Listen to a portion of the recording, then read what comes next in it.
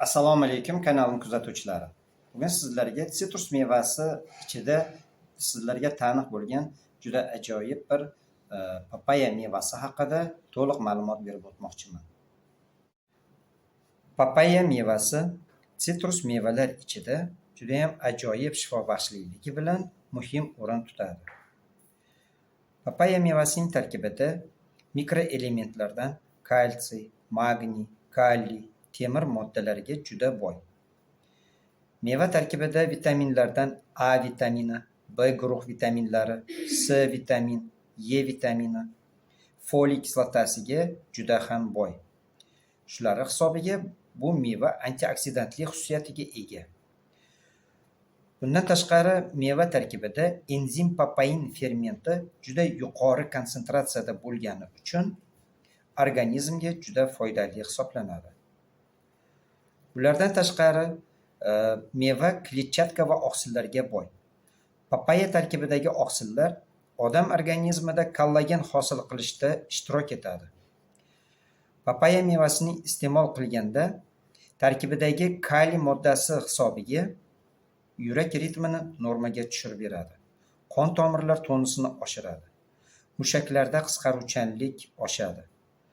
Kalsiy va magniy hisobiga nerv sistemasida ijobiy o'zgarishlarga olib keladi. Bulardan tashqari papaya tarkibidagi kalsiy moddasi hisobiga mo'rtlashgan suyaklar tiklanadi. Kam qonlikda ham iste'mol qilsa yaxshi natijalarga olib keladi. Tarkibidagi oqsil moddalari bo'g'im va paylardagi teri ostidagi kollagen to'qimalarining tiklanishida yordam beradi. Shuning uchun ham papaya mevasini ko'p iste'mol qilgan insonlarda bel, tizza bo'g'im og'riqlari bo'lmaydi. Suyaklar yemirilishida yordam beradi. Terini yoshartiradi va taranglashtiradi. Yuzdagi dog'larni yo'qotadi.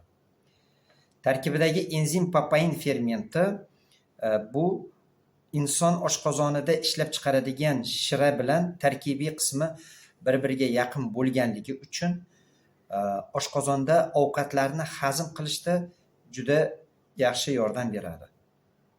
Ichaklar peristaltikasini kuchaytiradi. Agar oshqozondagi ovqatlar yaxshi hazm bo'lmagan bo'lsa, bu ovqatlarni ham hazm qilishda yordam beradi. Bundan tashqari ichaklarda oson so'rilishiga yordam beradi va qon orqali to'liq so'rilgan moddalar organizmga yetarlicha yetib borgandan keyin tez och qolish hissi ham pasayadi. Bu meva kletchatkaga ham boy bo'lganligi uchun tana vaznining kamayishiga, ozishda, qomatni tiklashda va yosharishda juda ham foydali hisoblanadi. Og'ir ovqatlar yoki yog'li ovqatlarni tez hazm qilib yuboradi. Oshqozon yarasi, 12 barmoqli ichak yara kasalliklarida ham juda yaxshi foyda beradi. Jigarda to'plangan yog'larni eritish xususiyatiga ham ega. Ichaklar doimiy peristaltika qilib tursa, o't qopida dimlanish ham yo'qoladi. A vitamini hisobiga ko'rish qobiliyati tiklanadi.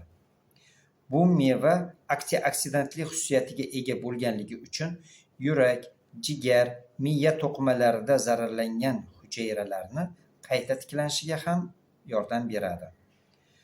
Bu mevaning yana eng e'tiborli tomoni organizmda saraton kasalligini oldini olishda yordam beradi. Meva tarkibidagi enzim papain fermenti rak kasalligini keltirib chiqaruvchi, ayniqsa oshqozonda hosil bo'lgan saratondagi atipik hujayralarni eritib yuborish xususiyatiga ega. Shuning uchun bu mevani sharbat qilib ichish yoki mevani o'zini kesib yeyish ko'proq foydali hisoblanadi. Bu mevani qandli diabet bilan og'rigan bemorlar yesa juda ham foydali hisoblanadi. Hozirgi kunda yurtimizda papaya o'simligini yetishtiradigan plantatsiyalar mavjud bo'lib, asosan parniklar usulida daraxtini yetishtirib, mevasini pishirib olishyapti. mevani quritib, parashok holiga keltirib, kapsulalar ko'rinishida yoki paketchalarga qadoqlab sotilyapti. Lekin mevaning o'zi ham tropik mamlakatlardan yurtimizga kirib kelyapti. Do'konlardan topsa bo'ladi. Bir narsani esingizdan chiqarmang. Quritilgan kukundan ko'ra papaya mevasini o'zini yeyish juda ham foydali hisoblanadi. Chunki tarkibidagi enzim papain fermenti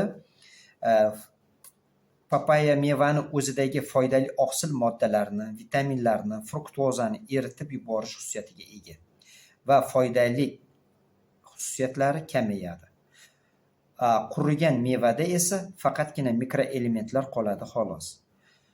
Bu mevaning urug'ini ham quritib, maydalab, bir choy qoshiqdan kunda 2 mahal ichib yurilsa, bo'g'im og'riqlariga foyda beradi. Gijjani yo'qotadi. Papayani sharbatini ichib yursa, organizmdagi toksinlar va kanserogen moddalar chiqib ketadi. Organizm yosharadi. Oshqozon ichak faoliyati sog'lom bo'ladi. Ichaklar tonusi oshadi. Patogen mikrofloralar, shlaklar va toksinlarni chiqarib yuboradi. Meva sharbatini ichib yurganda artrit, osteoporoz kasalligi bo'lmaydi. Yuqorida aytganimizdek, onkologik kasalliklar xavfini pasaytiradi. Ko'pgina kesilgan jarohatlar tez tuzalib ketadi. Teri yosharib, ozishga yordam beradi. Bu mevaning tarkibida lateks moddasi mavjud bo'lib, allergiyasi bor bemorlarga tavsiya etilmaydi.